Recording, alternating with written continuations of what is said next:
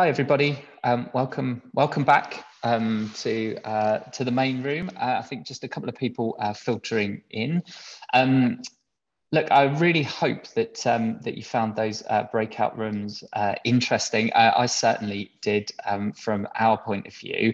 I'm going to now kind of take some time just to share a few highlights from each of the rooms. So James and I will just give a brief overview of kind of some of the highlights and topics that were discussed. James, I'll hand over to you first to talk a little bit about your discussion, please. Thank you. Yeah, sure. So it was a really interesting discussion. There were a few themes that came out. So the events of the last couple of years, they've really given a kind of a break in the normal thinking, I guess. So we've sort of talked about the breaking culture from, change can't happen, it takes ages, there's lots of planning to do, or we will never work here, to very, very quickly, just because, circumstances insist that we get on with it, and just do it and just start collaborating and just try it and work very quickly and pull the tools together. So, necessity is the mother of invention, they say. So it kind of really has forced local authorities and everybody else in the working world to kind of really break that glass ceiling and just say, right, we just need to do this and we need to do it now. So there's a lot going on there, and also that has enabled the wider organisations to see the value in IT, in seeing that actually it's not just some service sat in the background and my laptop. It's actually some real value in terms of how you engage with our service users and the wider community, as well as how we do our work. What else are we seeing? We talked about the fact that organisations are looking to do more and more online now, and this is just the way that's going to go. So previously they might have not been so fussed. We've got our contact centre, that's fine, but now, or we got our offices come in and sit in a queue or sit in a waiting room, but now there's an acceptance that we need to move forward to where these operations are happening online. There's other things we talked about the downside. So there were certain themes around bringing people into the workplace. So young folk, they might not have a great home environment in order to actually work comfortably. Some of us have got a decent desk and a chair and go into the garden, but other people are stuck in a flat and perched on the end of the bed. And also those opportunities to speak to more experienced colleagues, senior colleagues, even in an informal setting. So there's quite a lot of discussion we had around how do we take what are all these tools that actually there's a lot out there, and a lot of them have been used, and almost every kind of interaction you can think of, there is probably an app for that. There is probably a service, there is probably some kind of technology that could cover what we do.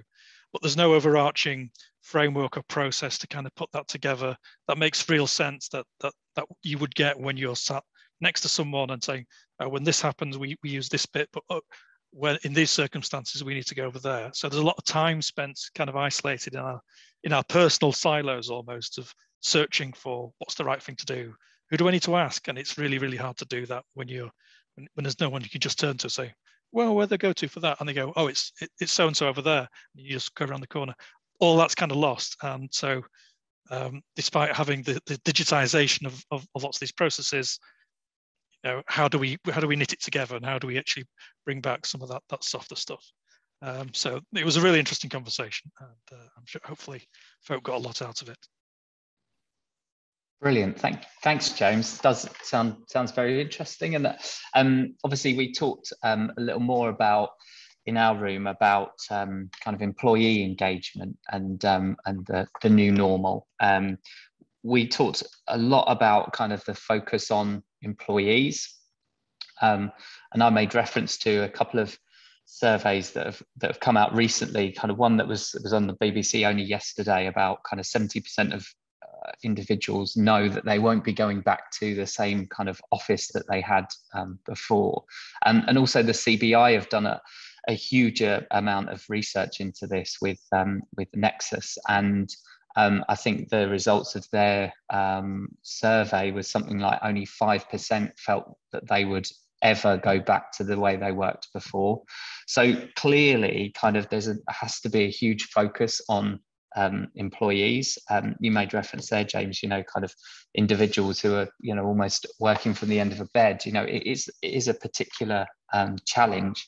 But I think what we picked up really was that this was a sort of once in a lifetime opportunity to kind of reshape the culture of organizations. I think, you know, there's a suite of working patterns that people can work to. And actually it's a case of analysing demand and understanding kind of what works for organisations.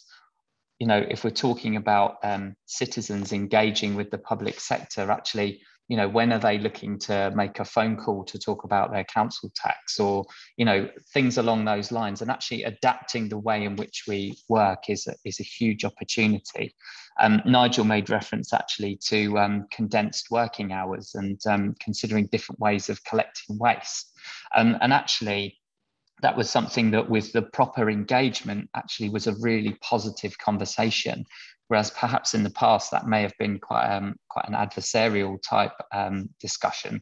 I think came back very clearly kind of from our conversations that it was about trusting your employees and actually allowing individuals to set their own boundaries. So flexible working being, you know, a prime example of that. I think we can all kind of consider kind of how things were when we were in lockdown, kind of the importance of, you know, needing to do things at certain times and actually have an element of flexibility to allow that balance to work.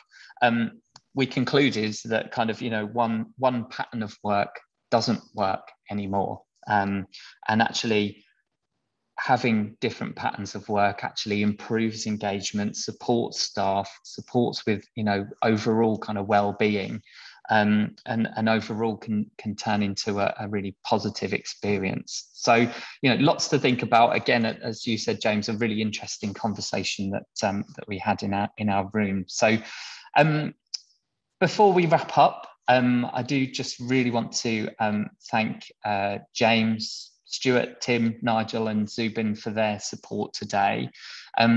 We have kind of talked broadly about some of the things that the new normal, the impact that that's had on our day-to-day working lives. We've got a lot of experience, a lot of projects that we've delivered have kind of helped the public sector to consider what those new working practices might look like. So, you know, I know Matt's just put on the screen there some details for us here at Bloom, and we'd be happy to kind of have a conversation with you about that. But once again, thank you very much for attending today. It was really, really good session, really enjoyable. I hope you found it enjoyable too. And as I say, if you have any questions, please do feel free to get in touch with us here at Bloom, and we can answer any questions you may have either now or after the session. So once again, thanks very much.